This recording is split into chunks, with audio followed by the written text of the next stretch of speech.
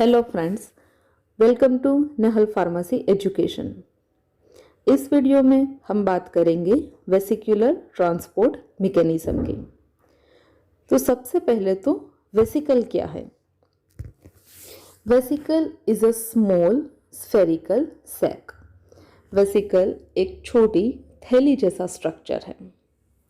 And vesicular transport is moving large molecule into and out of a cell through the vesicle. Large molecules को cell के अंदर और cell के बाहर move कराने की प्रोसेस जो वेसिकल्स के थ्रू होएगी उसे कहेंगे वेसिकुलर ट्रांसपोर्ट मैकेनिज्म।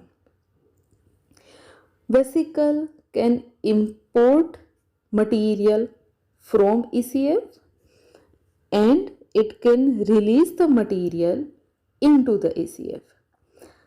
वेसिकल किसी मटेरियल को ECF में से साइटोप्लाज्म में इंपोर्ट कर सकते हैं और वेसिकल साइटोप्लाज्म के किसी मटेरियल को एक्स्ट्रा सेल्यूलर फ्लूइड में रिलीज कर सकती है।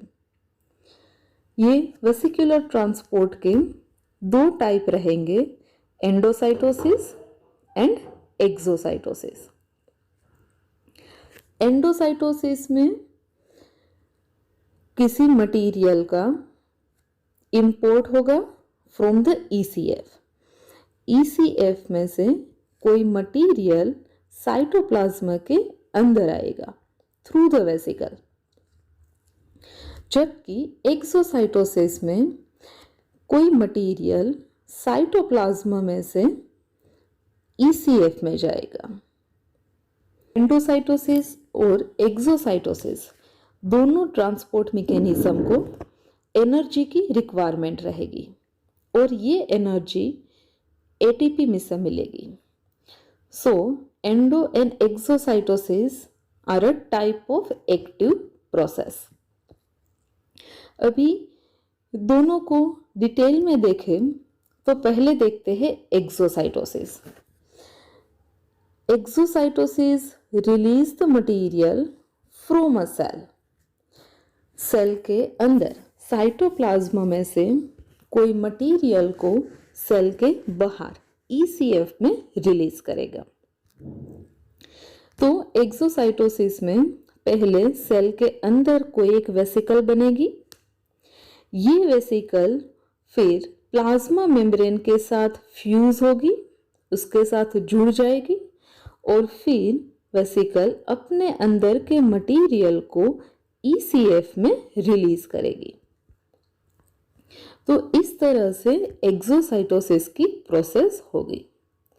वैसे तो बॉडी के सारे सेल एक्सोसाइटोसिस करते हैं, पर दो जो मेन सेल है वो है secretory cell that liberate digestive enzyme, hormone, mucus and other secretion, और दूसरा है nerve cell that release the substance called neurotransmitter।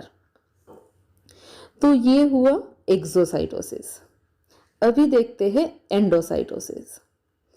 तो एंडोसाइटोसिस में ECF का कोई मटेरियल सेल के अंदर आएगा। एंडोसाइटोसिस तीन टाइप के रहेंगे, phagocytosis, pinocytosis and receptor mediated endocytosis. Phagocytosis is a form of endocytosis in which the cell engulf large solid particle such as worn-out cell, bacteria और virus। यहाँ पर क्या होगा? सेल कोई लार्ज सॉलिड सब्सटेंस को अपने अंदर एंगल्फ करेगा। तो ये प्लाज्मा मेम्ब्रेन इसने एंगल्फ किया कोई लार्ज सॉलिड पार्टिकल को, जैसे कि वोन आउट सेल या बैक्टीरिया और वायरस, और फिर ये वेसिकल सेल के अंदर साइटोप्लाज्म में आ जाएगी। ये वेसिकल फिर फ्यूज हो जाएगी लाइसोसोम के साथ और लाइसोसोम के एंजाइम ये वेसिकल का डाइजेशन कर देंगे। बॉडी में दो तरह के फेगोसाइट्स प्रेजेंट हैं जो ये फेगोसाइटोसिस का काम करेंगे। एक है मैक्रोफेगस और दूसरा है न्यूट्रोफिल्स। ये दोनों सेल फेगोसाइटोसिस का काम करेंगे। जो दूसरा टाइप है एंडोसाइटोसिस का वो है पिनोसाइटोसिस। इसको बल्क फेज एंडोसाइटोसिस भी कहा जाता है। Is a form of endocytosis in which tiny droplet of ECF are taken up. यहाँ पे ECF के छोटे छोटे ड्रॉपलेट्स सेल के अंदर आएंगे। किसी भी तरह के रिसेप्टर प्रोटीन का इन्वॉल्वमेंट नहीं होगा और जितने भी सॉल्यूट्स जो ECF में डिसॉल्व है वो सेल के अंदर आ सकते हैं थ्रू द पिनोसाइटोसिस। यहाँ पे क्या होगा, plasma membrane fold inwards and form a vesicle containing a droplet of ECF।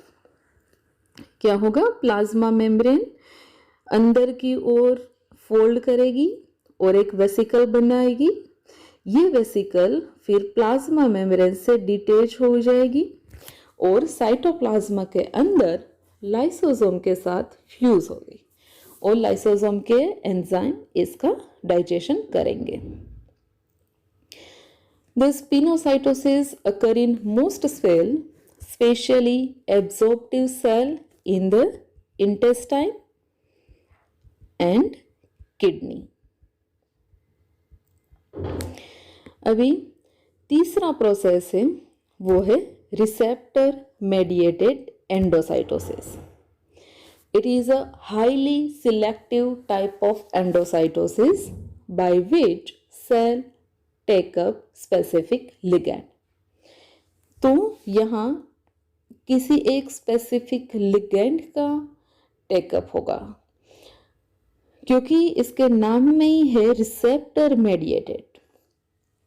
तो रिसेप्टर जो प्रेजेंट रहेंगे सेल मेम्ब्रेन पर वो रिसेप्टर अपने एक स्पेसिफिक लिगैंड को रिकॉग्नाइज करेंगे, उसके साथ बाइंड हो गए और फिर प्लाज्मा मेम्ब्रेन एक वेसिकल बनाएगी। ये वेसिकल अंदर आ जाएगी साइटोप्लाज्मा में। हमारी बॉडी में जो LDL का एंडोसाइटोसिस होगा और ट्रांसफेरेटिन का, फिर विटामिन्स का, एंटीबॉडीज का और कई हॉर्मोन्स का जो एंडोसाइटोसिस है वो रिसेप्टर मेडिएटेड एंडोसाइटोसिस के थ्रू होगा। यहाँ पे देखिए, पहले एंडोसाइटोसिस प्लाज्मा मेम्ब्रेन अंदर की तरफ फोल्ड करके एक वेसिकल बनाई और एक्स्ट्रा सेल्यूलर फ्लूइड के मटेरियल को सेल के अंदर लाई।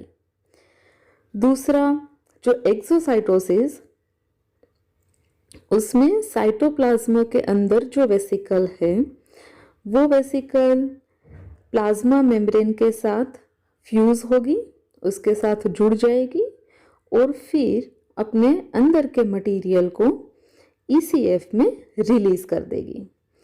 तो ये प्रोसेस हुई एक्सोसाइटोसिस की।